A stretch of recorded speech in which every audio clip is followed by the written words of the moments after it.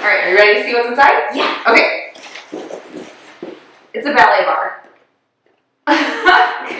Are you so excited? Oh my gosh!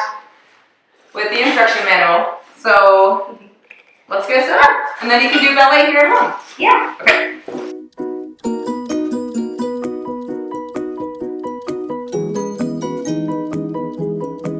All right, so now we got our bar all assembled, and we're gonna make sure that it stays stable on the ground. Yeah.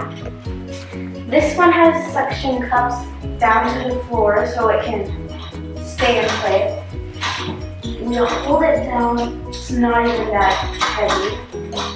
And you flip the knob or finger down.